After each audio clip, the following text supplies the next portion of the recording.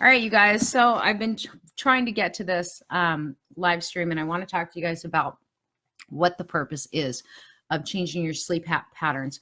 We believe, and we've been taught for a long time, that we should get 8 hours of sleep, 7, 8, 9 hours of sleep. And it's actually not the case. Our bodies actually do better on less sleep. Like if you're sleeping in 4 to 5 hour blocks and then being awake, and then you can take another nap no longer than 2 hours. My daughter actually played with this last night because we were talking about it as I was preparing to deliver this information to you guys. A lot of you, it's been happening without you wanting it to, where you're waking up in the middle of the night or you can't fall asleep until the wee hours and you're getting frustrated with it. So instead of getting frustrated with it, Spirit told me to share with you guys what the power is in it. So there's a thing within our biological pathways in the brain that allows us to merge more of the conscious and unconscious parts of our minds when we don't get as much sleep. When we sleep for 8 hours, 7, 8 hours, anything longer than 5 hours, the body's already wanting to move, right? The body's wanting to get up and get some movement. It's not wanting to stay in this place of that much rest. You slow down a lot of your body processes when you're sleeping that big of a chunk of time. When you only sleep 4 to 5 hours and then get up and do something creative, you actually have more access to your creativity. You have more access to your intuition. Many of you who have been on the spiritual awakening path for a while know that, like, sometimes you'll wake up at 3:33, sometimes you'll wake up at 4:44. Well, there's no mistake to it, right? At those hours, the veil is very thin. So your access to creativity and your intuition is heightened, right? A lot of us just roll over and go back to sleep. We get very annoyed because we want our sleep pattern set there where we're getting 8 hours of sleep. Well, if you break it up, there's some important therapeutic effects that take place when you only sleep 4 or 5 hours at a time and then get up and do creative work, get up and paint, get up and dance, get up and write poetry, get up and journal, get up and meditate, do something creative. There's what Spirit was telling me to explain to you. There's more of a free play, right? During our waking hours during the day, we tend to have our lives very scheduled, where when you wake up in the middle of the night, you don't know what to do with yourself because there's everyone else in your neighborhood and in your life are asleep. Well, if you're up, you could use that time to connect, but it also merges, right? The more you sleep, the more there's a differentiation that happens, or a division that happens between your waking life and your dream life. If you want those two to merge to where you can get more information, more psychic or higher wisdom, then you're going to sleep less. You're going to break your sleep and waking. There was a time when they had me doing 2 on, 2 off. So I would sleep for 2 hours and then I would get up and I would do study or I would meditate for 2 hours.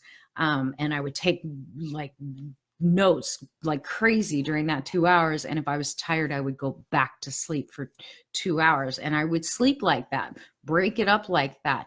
What ends up happening is you recall more of your dreams. You're able to retain information from higher wisdom much easier. You can pull information back from your dreams. You begin to become more conscious during your dream state, which means that therapeutic effect I was talking about, you have far greater ability to process through things during your dreams or unconscious states, right? And then you're merging and bringing together more closely the conscious and unconscious parts of your brain, which then allows you to expand in your life at far greater capacity and expand your awareness and your understanding much quicker. Healing takes place when you bring that division to a place where it's non-existent. So if you're only sleeping 4 hours, and then you're up for the other 4 hours out of an 8-hour time period, and then you take a quick nap before you have to go do your thing, your body's going to feel more refreshed. But what you're really doing is connecting yourself to the place of creativity and heightened intuition. So for those of you who are sitting there going, I don't want to be up at 3 o'clock in the morning, but for some reason I keep waking up at 3 a.m. and I can't go back to sleep. So I toss and turn. Well, stop tossing and turning. Get up. Record your dreams. Any intuitive hits you're getting, record those things. You may notice some more sort of paranormal, what people call paranormal experiences start to happen. You may notice that when you go back into your dreams, they're more lucid, there's more colors, there's more information, and you will have a much easier time even on a level of physical healing if you will do this. So you can do the stagger sleep where you're 2 hours on, 2 hours off, 2 hours on, 2 hours off, until you feel like you've gotten enough sleep. But truly, your body doesn't need more than 4 to 5 hours in a stretch at a time at night. You can take a 2-hour nap, no more than 2 hours. If you take more than a 2-hour nap, again, you're creating that big division between your waking and dream life. It sets you up with the optimal conditions for free flow, more of a free flow way of living. And I get those of you who have like corporate jobs or whatever are going to be like, well, I don't know if I can do that. I'm telling you, if you can adjust your schedule, it sets you up for far greater optimum performance on all levels. But your ability to connect to higher wisdom is way heightened when you do it. As you do that, your transformation happens quicker. All of these sort of funny energies that are coming at you and waking you up in the middle of the night anyways, there's a reason it's happening. You're getting infused with a lot of light energy anyways. You might as well use it and connect on deeper levels. Those of you who say, I don't have time to meditate, I don't have time to exercise, get up and dance, get up and meditate at those wee hours of the morning. I mean, truly, if you're being awakened anyways, you might as well use it for that. But you will find that so I was telling you, Bella tried this last night. She got up, can't remember what she said. She slept until midnight, and then she got up and she was doing some artwork.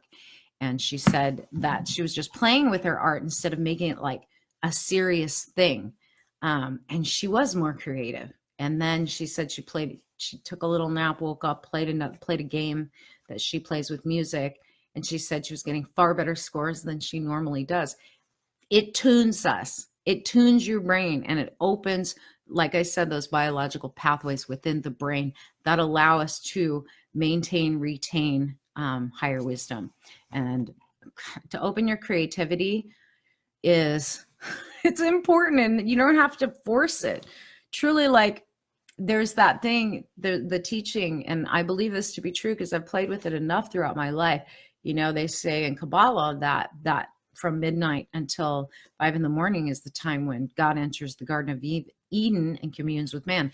The veil is thinner, like 3 o'clock. They call that the witching hour, 3 a.m., because the veil is thinner, which means that you can access things beyond the veil much easier. So if you will, like if you go to sleep at 10, set your alarm 4 hours later, get up, meditate, draw, paint, dance, journal, whatever. Do that for a bit and then go back to sleep. No longer than 2 hours. Set your alarm. Get up again, right? Stay up for a couple hours. And then if you need a nap before you have to start your day, do that. But no more than 2 hours of a nap. This really does expand your vision. It does. It expands your ability to merge and stop so much of the division and separation between your conscious mind and your unconscious mind. You will have far greater effect over the beliefs and the blockages emotionally and mentally that keep you from having and experiencing the things you want in life, because the division's not there as much, right? You can access the unconscious, the subconscious parts of your mind within your dream state far better. Pull that information back with you, integrate all of those healings, and even the lucidness within your dreams becomes super heightened. And then you'll know that you're dreaming, and you'll be able to play and interact within those dreams because your mind isn't so shut down. When we sleep for too long, our conscious mind just is inactive. Right? When you're staggering sleep like that, your conscious mind is very active. So you have the ability to tap into things you couldn't tap into before. Play with this, you guys. All right. No more than 4 to 5 hours. Just play with it. You will be amazed after a week how much better you feel, how much more energy you have, and how much clearer your thinking is, and what availability you have and access you have to your own intuition. Play with it and just see what happens. See if you're feeling better. Those of you who have battled with mental and emotional blocks and whatnot, you're going to find if you just give this a week of playing with shorter sleep patterns or broken sleep patterns where you're 2 on, 2 off, or 3 on, and just sleep 3 hours and wake up and be awake for a couple hours and then sleep for another 2 hours, you're gonna see a huge shift begin to occur. But if you're waking up automatically, do not go back to sleep. Like, get up get up and do something with it. You're meant to do something with it. So play with that.